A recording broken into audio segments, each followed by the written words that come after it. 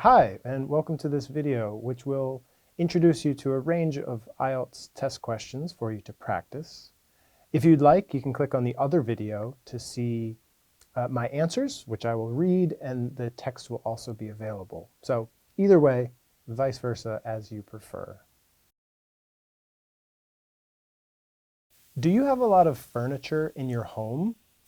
I try to have the right amount.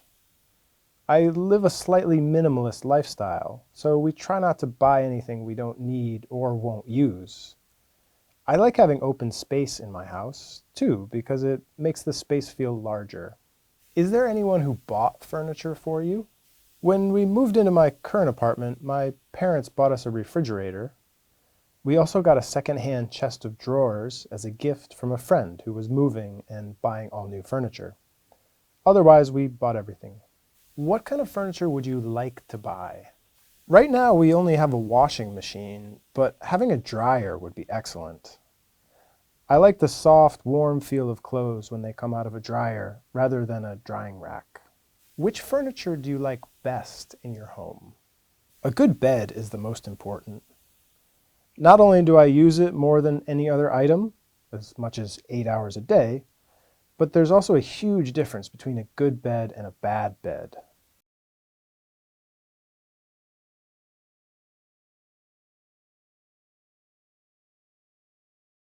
For this question, I'll talk about London, which is a city I would like to visit again.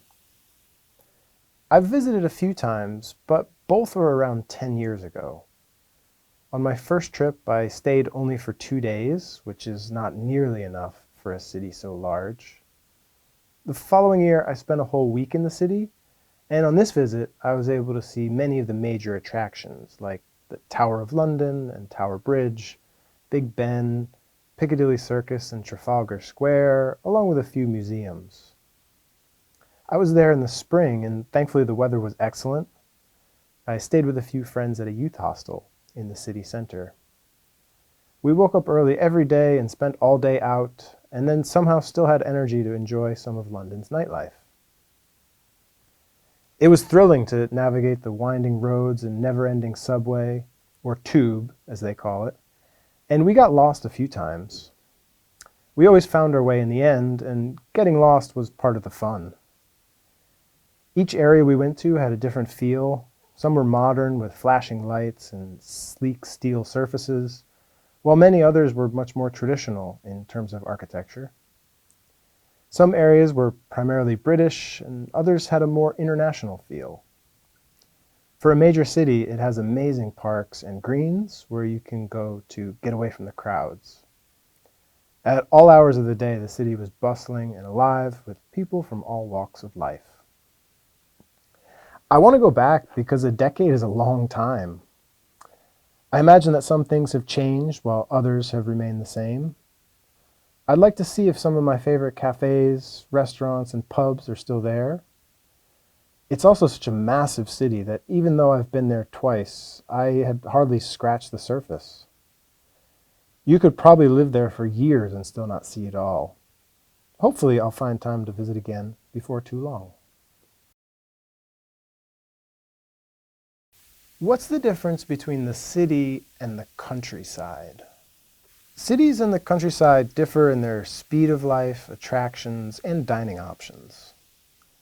Life seems to happen faster in the city. People are always on the move somewhere, walking fast and talking fast, while the countryside allows people to slow down.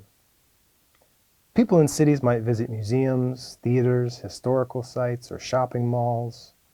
The countryside offers more natural attractions, such as parks, mountains, and lakes.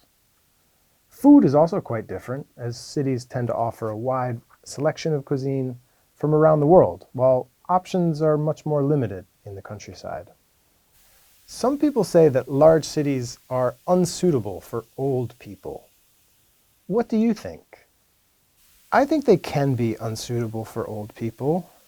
As I mentioned in my previous answer, life moves fast in the city, and I can imagine this pace is uncomfortable for older adults. People in cities generally have to walk a lot more, which at a certain age becomes impossible for the elderly. It would be nice for cities to be able to accommodate people of all ages and provide the services necessary to live comfortably, but I could understand why an older person might decide to leave a major city for a more rural area. Do you think it's possible that all the population moved to cities? That's an interesting question that I've never considered. I would say that it's possible in theory that sometime in the distant future, everyone lives in urban areas, but I don't think it's likely anytime soon. Some people simply prefer less densely populated areas. Some people also need to be there because they have businesses or jobs that only exist in more rural areas. Do you think people in the countryside are friendlier than people in the city? I hesitate to generalize, but around the world I do find that many people believe the stereotype that people are friendlier in the countryside. I would guess that this is because small town communities are smaller and everyone is likely to know their neighbor. This makes intuitive sense, but I'm not sure it's true across the board.